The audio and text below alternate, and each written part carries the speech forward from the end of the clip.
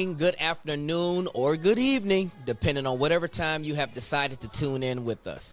We would like to welcome you to another episode of Victory at the Table Talk, where we have down-to-earth conversations about various topics to assist with your walk with Christ. Here at the table, you can get the victory, but you can also get a taste of Victory Apostolic Church right here in Matson, Illinois, where we are building victorious Christ-like lives. Enjoy this episode. Hello and welcome to Victory at the Table Talk. You are here with the Singled Out podcast sponsored by the Saved and Singles Ministry. I am your host, Iris Hildreth, and I will turn it over for my guests to introduce themselves. So we'll start over here to my right. Go ahead and introduce yourself. Hello, my name is Mariah Moran. Hello, I'm Brother Joshua Smith. And I'm Donna Hardy. And I am William Davis. And I am, again, Iris Hildreth, and I'm so glad that you're here with us. If you saw last time, this is our part 2 of our season of singleness. It was so good, the conversation before, that we came back and did a part 2. So if you didn't see part 1, this is your advertisement to go look for it and watch that video. So this is our part 2. So what happened was, well, I'm not going to tell you, I want you to see it, but how we ended was we kind of started talking about a lot of different things, and we felt we wanted to do a part 2. So here we are. So one of the things that kind of came up was this idea of how do you know who it is you should look for? And we start talking about this idea of lists and the pros and cons of lists and having them and kind of the things that you do to kind of know if someone you want to be with is right for you or even to start dating. So let's open that conversation up. Anybody want to jump in? We kind of left off with this pros and cons of lists. And I know Mariah even, I remember mentioned saying that, you know, it might have been a con for her at the time because it was so many things on her list. How do we kind of balance this idea of what I want versus expectations versus reality versus what God wants? It's a lot of things in the mix. Anybody want to jump in on this idea? I'll take this one. All right, go ahead, Josh. I think it's just the fact that we have to look at the list that we make and see if we can reciprocate what we want. That's the major part. You talk to God about what's on your list. You pray about what's on your list and make sure that things that are on your list you can give back to that person as well. Because a relationship is a two-way street. It's not just one way. Okay. So to make a relationship work, you got to make sure that you're serving that person is also serving you as well. Yeah. And what's the purpose of the list? Like the list, what's on the list? Is it just physical, just characteristics? Is it things that you've thought about since you were younger that you wanted? And what's the purpose of it? What does it do? Well, I mean, I think the list, everyone should have a list. Okay, so you're on list. You're on team list. Okay. I'm big on a list, and it's just about your must-haves. Yeah. These are things that you're refusing to compromise on. Okay. These are some of the, and I go strictly to like the qualities that I want in my future husband. Mm-hmm. So I'm really big on character. So I obviously want him to, you know, be a man of integrity, who's honest. Well, first he has to love the Lord. So he must be saved. So that is one of the things that I refuse to compromise on. And when I talk about a person who is honest, a man of integrity, you definitely want a family man, someone who's obviously I'm beyond childbearing years, so but you know, but that mentality maybe of the external family. Family is important. And so one of the things also is that I want someone who's adventurous, who's fun, who likes to go out, who loves to travel. So those are some of the things that are important to me. And last but not least, he must be financially responsible. Yes. So that is that is a non-negotiable for me. Okay. So. Yeah. Mm-hmm. So your list has, you said must have. So everything on that list is a must have. So if someone you meet, and not saying that you're going to date them, but that you meet and through the course of introductions, you notice that one of those things aren't there. Is that then a non-negotiable in of itself? Like, okay, that's it, I'm done. These are the things on my list. I'm not talking to you. Well, how does that go? There are, for me, the things that I listed, it would be a red flag. Okay. So, and I understand that, you know, life happens and things, you know, may not always turn out the way we want them to. So I would be interested in this person's story, because all of us have a story. Okay. So like, I'd like to get to know this person, tell me a little bit, yes, give me the context of what's going on. So I would never go up to a man and say, my list is one, two. I mean, that would be just rude and obnoxious, and you know, but Josh just said, like, yeah. Definitely. And so no one would, you know, So I didn't think you would go up to him, but I meant internally, would you just be like, I'm done? But you say it's okay. That's interesting to know. I would say for me, internally, it would be a red flag. Okay. And then I would want to get to know this person a little bit better. Okay. Let me just take a look at the whole picture of this person, because we all have our history, we have our baggage, we all have our flaws, and we all have things that we need to work through. So nobody's ever going to be perfect. Right. That's a good point. That's a good point. I want some of the guys' input on that idea of this list, and then the flexibility or lack thereof of it as well. So I guess for me, I was told that you know what you want when you know what you don't want. All right, now I like that. The things that I went through in my marriage helped me to find what I don't want in a relationship. Okay. Like a controlling person, that's something that I don't want. Okay. You know, I had that, you know, and that didn't work out. Somebody who loved the Lord, but not just say that they go to church, but somebody who actually goes. There you go. Yes. Okay. You know, Okay. because I'm one who goes to church, Right. you know, and I love the Lord, but, you know, I want it to be shown, like, Right. you know. Yeah. Good point. And so my list is more internal of what I know that I don't want. Okay. So that's how I know what I want. Okay. I like that idea too. Yeah. I like that a lot. I'm team list as well, for sure, team list.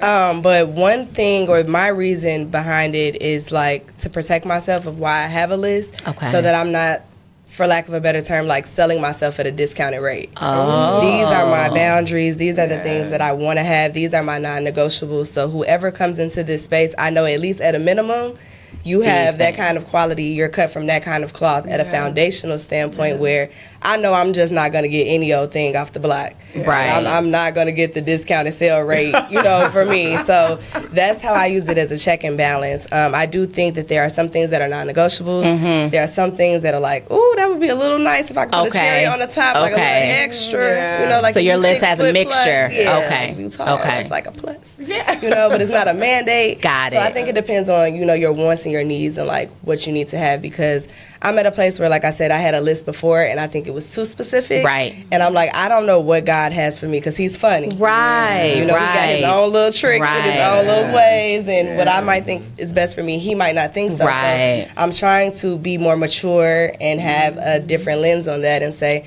okay, well, maybe not all of these things. Which things do I really need to have a joyful relationship, a healthy relationship? What can I give and take on?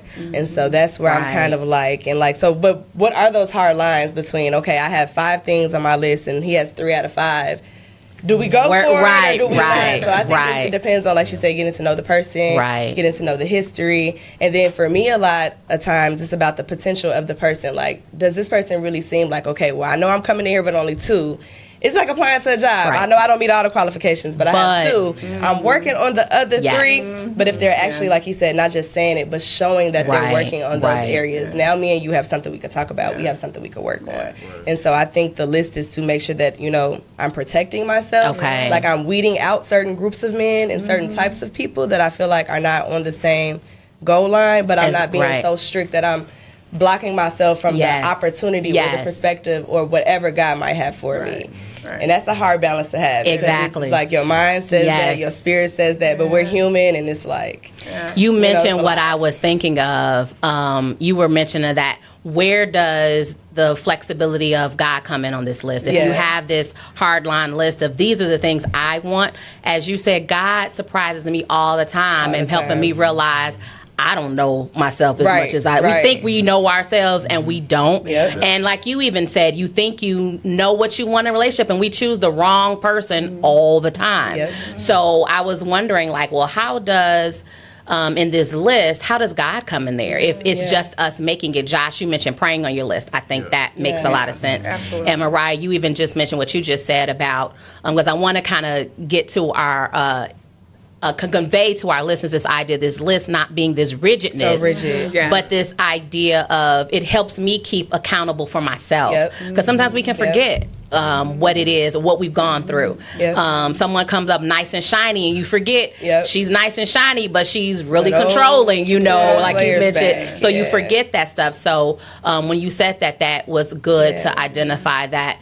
Yes, I have a list, but I'm leaving space for God to put in things that I don't realize about.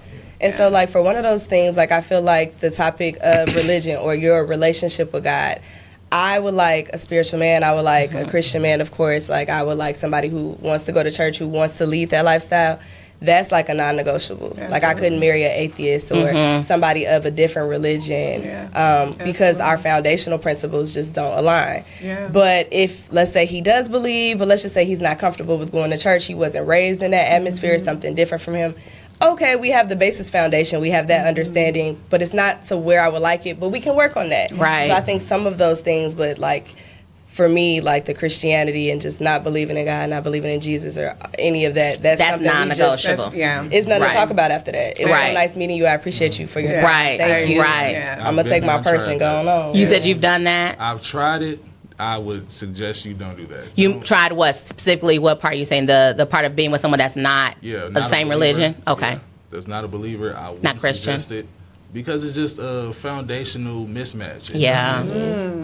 Foundational mismatch. I like that. I know. Yeah, like it just doesn't equate with what you need and what you want in your life. If God is at the center of your life and they have no center at all, how can you be equally yoked in that way? It just doesn't make sense. That's true. That's true. So were there any red flags in that before you dated that person, or did they come up afterwards? It was more of like I knew her from when I went to college, and it was just a thing of we were friends. You know, we knew each other in a certain way. But once you get into a relationship with that person, you need to learn. Get deeper. It basically is like the onion. You start unraveling it and then getting the layers off, and then basically you start to really learn and see what is at the center of this person. You realize that you're not as into this person as you may think you were. Right. Certain people are at certain levels in life. Right. Yeah. You know, I always think about the external versus the internal. Okay. Now, externally, you obviously want someone that you have chemistry with. I mean, not everybody's going to marry a Denzel Washington. So, in terms of looks. And so, you want to make sure that there is some kind of physical attraction there to the other person, but you know, none of us are a 10, and so it's okay to not make he has to look this, because I know people who have like very strict physical things on their list. Things on their list. They have to be a certain height and all of this, so they're gonna miss out. Yes, exactly, that's a good point. Exactly. That's true. But internally, the person is really a good person. They must love the Lord. That is a non-negotiable. They have to be saved, because you know, my faith is foundational to who I am. I love the Lord. I serve the Lord. I can't imagine getting up in the morning, I'm praising God, and there's other person is like, shut that music up. Why are you praying in tongues? Can you imagine that? That would not work in my household. As for me, in my household, we will. We serve the Lord. And so that would be an absolute non-negotiable. But I also think like you want to think about the internal versus the external characteristics. Those are things externally, you know, does his resume, you know, match the kind of resume you think, you know, he should have in terms of job and money in the bank and all that stuff?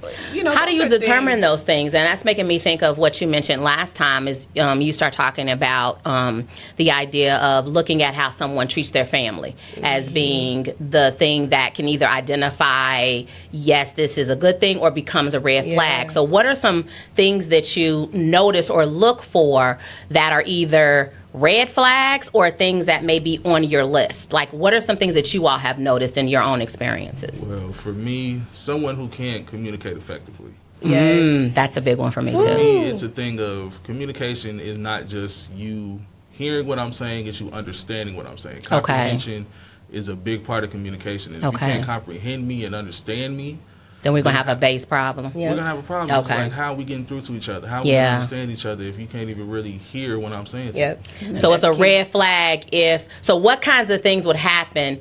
So describe a little more to me what lack of communication as a red flag would be. What would occur that you would be like antlers up, like rant, rant, rant of this may be a person that's not communicating well with me?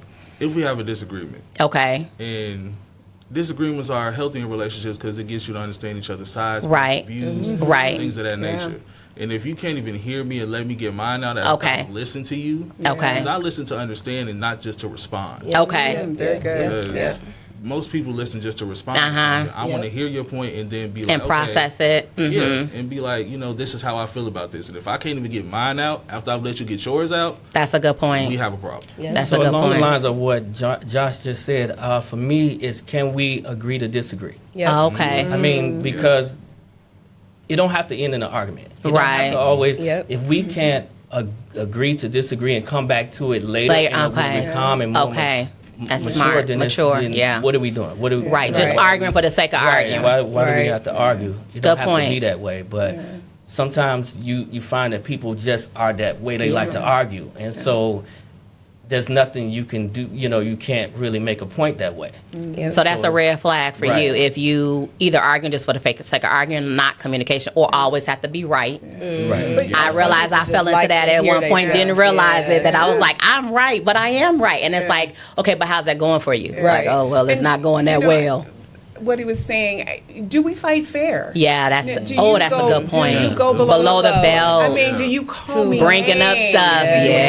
Bringing up the past. And if I told you something in confidence, and then you throw it back in my face, and you use it in a moment where I'm low, vulnerable, I'm already upset, and then you use that and you weaponize that against me. Red flag, huh? Oh, big.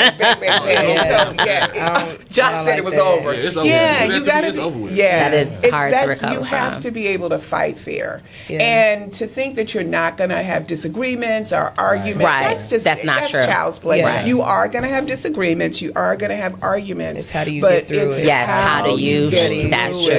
What kind of person are you? You said about communicating. And do you hear me? Are you just constantly yelling, screaming, and calling me names, or shutting down, shutting down, and just refuse to talk? So that is a critical part of being able to have a healthy relationship. Being able to fight fair. I like that healthy relationship. Go ahead, Mariah. For me, that's a red flag. Is like a man who says something but doesn't do what he says. Oh my God! Yes. I cannot stand it. I just feel like as a man, your word is integrity. Everything. Yes, your integrity should be everything. They can take everything from you but your word. And so now some stuff is human error. You make a mistake, or you said you were going to be here at this time and you get in a car accident, whatever. Things like that happen. But just consistently, time after time, you just literally cannot stick to what you're saying. I just really, I can't deal with that, because now it's like I can't trust you. Now I have one eye open and one. And what truly are your intentions at this point? If you're saying things, but you have no intention on holding true to them. And so that's something that I really huge. just cannot tolerate. That I want to be able to know and take to the bank whatever you say to me, that it's going to be true, because I give the same energy. Exactly. And that builds trust. Just reciprocity. Energy, like, if I'm, good morning and text messages, or just trying to communicate and putting more effort in, and the man is not doing the same things, it's like things like that. Because time is money, and everybody, when you're dating, you know what I'm saying? So it's like, I'm taking my time out to try to be attentive and be engaging and try to learn you. And if it's not reciprocated, it's just things like that there's like, we don't have time to waste. When do those things come up in relationships? Like, we've been talking about your list and non-negotiables. Is that something we start looking at, like the moment you see someone, at an event, you're like, oh, they kind of catching my eye, or something like that? Or is that something after, and Mariah's mentioned this before, like, what do we call it? Is it dating when you're just seeing someone, or is it a commitment? If you like, where in this transition do these ideas of, okay, so now I'm going to start looking at my list. Or no, I'm not looking at my list. We're not serious yet. We're just talking. Now, I say talking. Yes. But different people have different terms for different things. But like, where does this fall into that whole, because a lot of this is so ambiguous and just so like you figure it out as you go along. There is no necessarily rule book. But for you all, what has your experience been? Like, I'm whipping my list out the first time. Okay, let's see. Well, he's number one, you know, right. Or is that more, okay, now I feel like we're getting serious. Now I'm going to pull out stuff. But sometimes some feelings can already be attached if you go later on and it's a month or two later and now you're like, oh, let me think of my list. Mm-hmm. So what do you all think about this kind of timeline of this? Go ahead. No, go ahead. Oh. I think it depends. I think we need to have like multiple lists. Okay, all right, okay. I know I'm a little extra, but so like my William said, "Wow."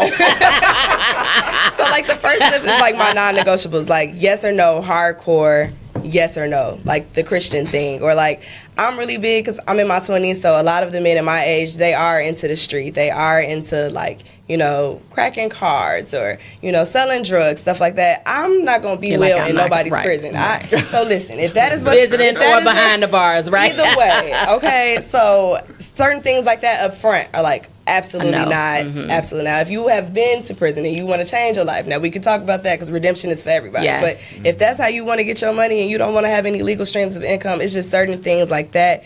Or, you know, you're disrespectful to your parents or, you know, just certain different things like that. You don't believe that women are equal or just certain big principle things, right? So I think that list is one like, I'm not even going to give you my number. Right. We wouldn't have talked immediately. Right. And then there's other things like, okay, well, maybe he does want children, or maybe he doesn't. There's things like, okay, well, maybe he doesn't really understand entrepreneurship, but he wants to learn more about it. So I think that there's your hardcore, and then there's something that you can grow. Grow into. So, yeah, with the hardcore, I feel like you need to hit that right up front. Okay. Because what is my point in talking to you, and you talking to me, and we're wasting time, and dates cost money, and I'm always conscious of that, too. You know? That's true. Because a lot of people feel like they take you out on the date, now and you owe them, now there's an obligation. So I'm an independent woman, and I don't like feeling like anybody has leverage over me in any capacity. So before we even and I don't want to do that to you. If it's not going to go that way, I don't want you. But then as we go on and I learn more about your character and who you are, and maybe some of my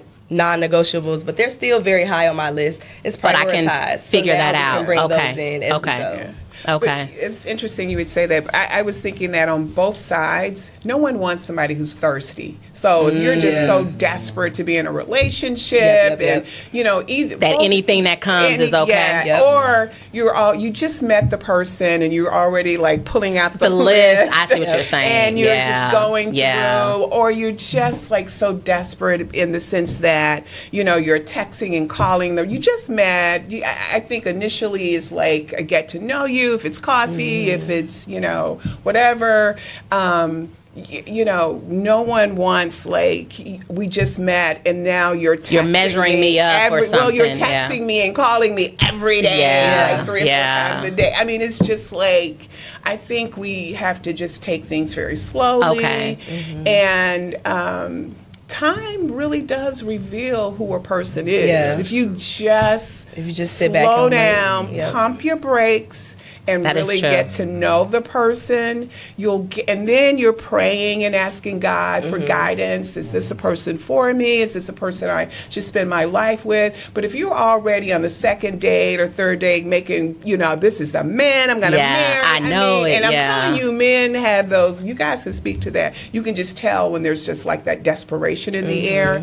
And so, and on either side, as I said, nobody wants someone who's desperate, you know, like, or clingy or something. Yeah, too clingy. And I think that's really, really important. So when you're out, that you're just taking your time and you're getting to know each other. You're really trying to feel whether or not there's like this chemistry and a match and you like the same thing. So figure that out. So I'm on the line of what Donna was saying, because when you first meet somebody, to me, you start out talking, but it's just you're not in that exclusive relationship yet. I think that's when you just meet somebody and you are just trying to get to know them.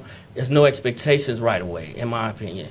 And so for me, it's just getting to know them, and you get to know each other and enjoy the process. And then when it becomes exclusive, to me, that's when you can pull out expectations and things like that. That makes sense. And also, you do constantly talk to, you got to pray about it, no matter what, And so sometimes it could just be you guys end up as friends, but that could be the destination of where you guys where that one needed to go. Yeah, that one was going to be at. That's true. You never know. That's true. For me, I believe, like Mariah said, you got to have certain things that you hunker down on that you're non-negotiables.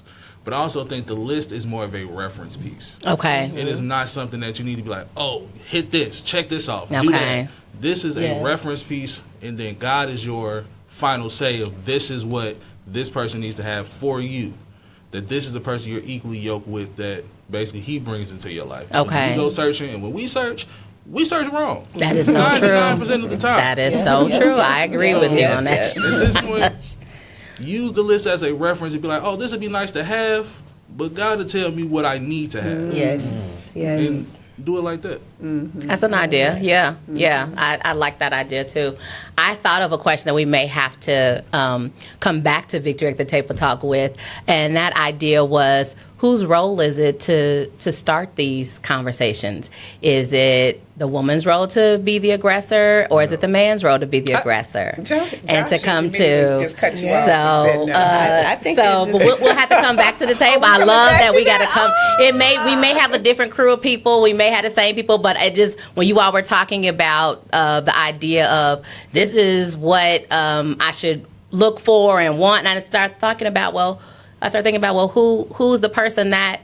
What do we believe that who's the person that is the person that should do that, or even paying for dates? That idea of like who pays for the date? That's a good one. Who's the one that is the first person that says, "Hey," that does the first talking? Like, "Hey, I want to talk to you." Is that the male's role or the female's role? When you decide to, okay, are we going to take this to another level? Are we going to, start being? Are we going to kiss? Are we going to go out on it? Like, what are the parameters of that?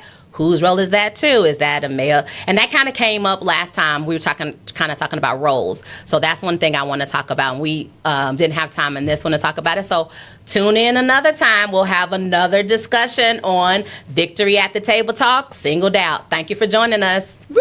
Bye.